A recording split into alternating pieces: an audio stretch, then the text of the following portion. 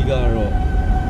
သမီးလေးကိုကြားမှရေးပြီးစားပြီးတော့နာရေးကိုလည်းကျွန်တော်တယောက်တည်းပဲစီစဉ်လိုက်ပါနာရေးမတိုင်ရင်ကလေးတွေကိုကြောင်းခွင့်ယူပြီးတော့ဒီလိုစီကိုကလေးတွေပို့ထား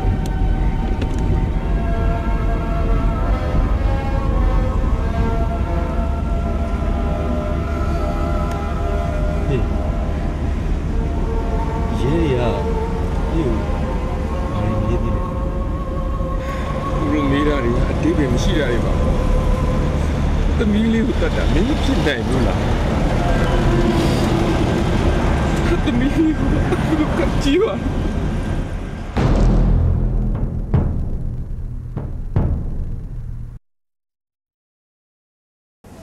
ကျွန်တော်ရဲကိုတန်းဆိုဟုတ်ကဲ့ဒီဘက်ခန်းမိသားစုအကြောင်းလေးနည်းပါမေးလို့ရမှာရပါရှင်ရပါရှင်အိမ်ထဲကိုကြွားပါရှင်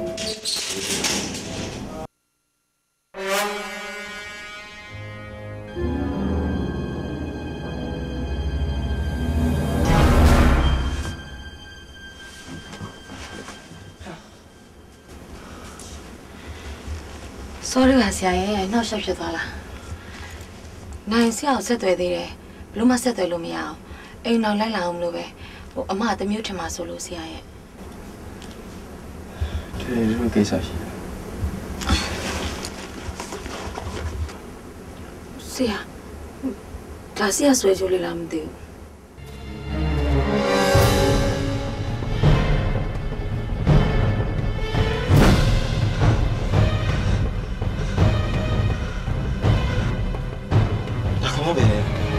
ခင်ဗျားဘယ်ရရလဲခင်ဗျားဘယ်ရရလဲကျွန်တော်မှန်ပြောသမှာဟုတ်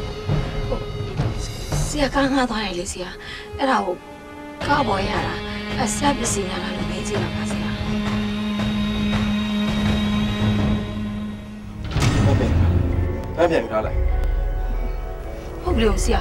ဆရာပစ္စည်းဆိုလို့ရှင်ဆရာပဲပြန်ထားလိုက်ပါခင်ဗျားပြန်ထားလိုက်ဆရာပစ္စည်းဆိုဆရာပဲယူထားလိုက်ပါဆရာ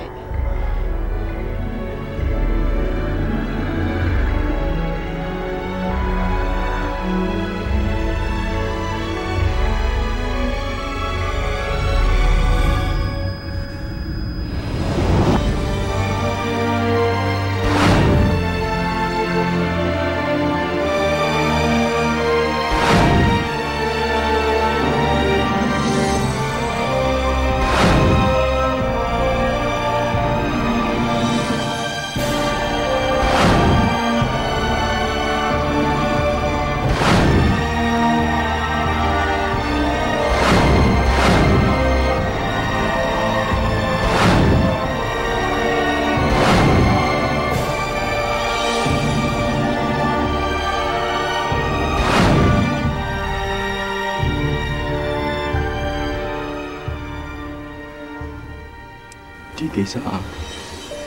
ကျွန်တော်ယောက်ျားမပြီးသားလို့ရင်မဆိုင်ရင်လို့ထွက်ပြေးနေတာမဟုတ်ပါဘူးကျွန်တော်မရှိတော့ကျွန်တော်သားလေးနဲ့သမီးလေးနဲ့ဥပ္ပိဒုက္ခရောက်ကြမှာ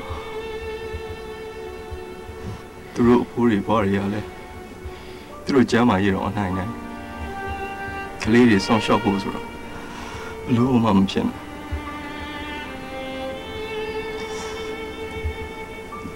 ကျွန်တော်ဒီကိစ္စကို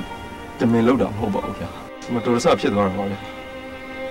ယုံပါဗျာကျွန်တော်ပြောတော့ယုံပါဗျာမတော်တဆဖြစ်တာပါ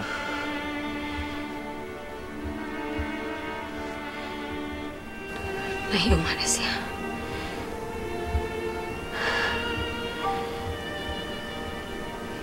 ဒီကိစ္စတို့မှမပြောပါဘူးဆရာ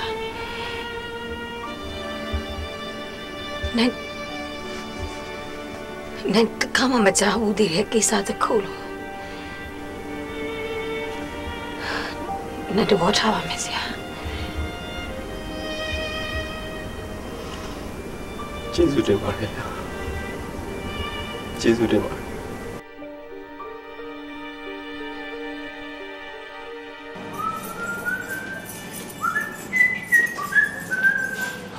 ဦးလေး ကဲဒီတိုက်က ဟုတ်ပါတယ် ဘယ်နှလွားမှနေလာလို့ဗျာ 3 လွာမှနေရပါ အဲ့ဒါဆိုတော်ပဲဗျာ ဟမ် ဟုတ်စီလို့ပါဟိုကျွန်တော်နည်းနည်းမေးစရာလေးရှိလို့ပါ ဩရပါတယ်မေးပါမေးပါ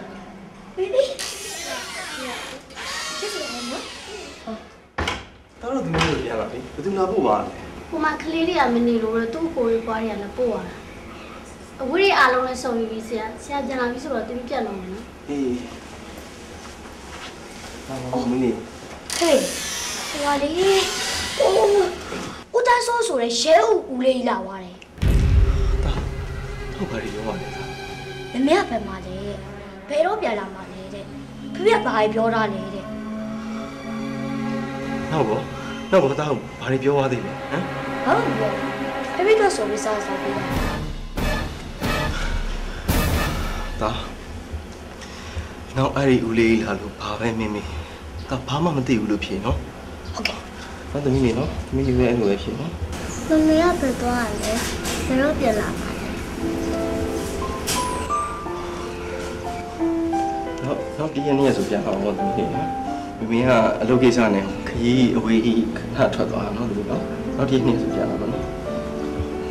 ။ဒါညီမလေးနဲ့ခဏကစားအောင်နော်။ဟုတ်ကဲ့ ကိုစီလေးပြောပါတယ်ဦးလေး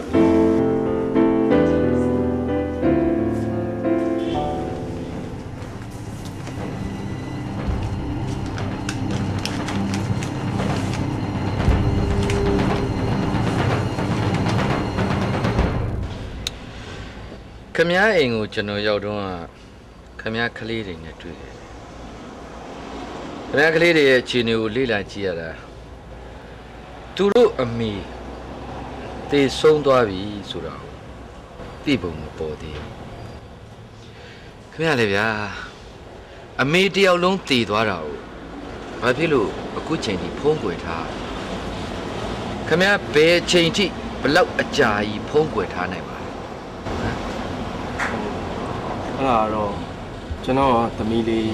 ကျမ်းမာရေးကြောင်းပါ။သမီးလေးကသူ့အမေကိုအရန်တွေ့တာလုံးတော့သူ့အမေမရှိတော့ဘူးဆိုတာသိရင်သူစိတ်အားငယ်သွားလိမ့်မယ်။သူစိတ်လည်းပိုပြီးထိခိုက်သွားလိမ့်မယ်။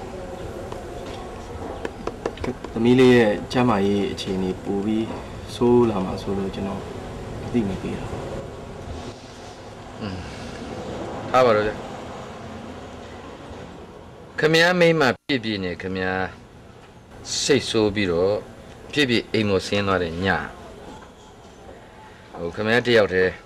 TV တက်တာအကြီးကြီးတစ်လုံးကိုမနိုင်မနှင်းတည်သွားတယ်ဆိုတာသိရတယ်အဲ့ဒီကဘာတွေတုံးလဲ ။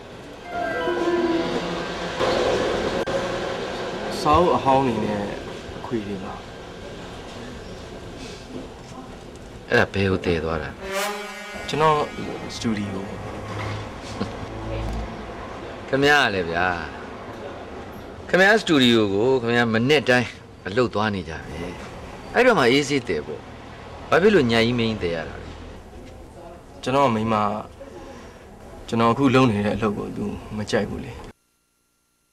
အဲကြောင့်အလုပ်နဲ့ပတ်သက်တဲ့ပစ္စည်းတွေကိုကျွန်တော်အိမ်မှာမထားကြဘူးကျွန်တော်မိမလည်းစိတ်အနှောက်အယှက်မဖြစ်အောင်လို့ညဘက်တဲတာပါ ညဘက်ကြတော့ခမည်းတော်အိမ်ကကားငှားရတယ်လွယ်လို့ဒါဘာနဲ့တည်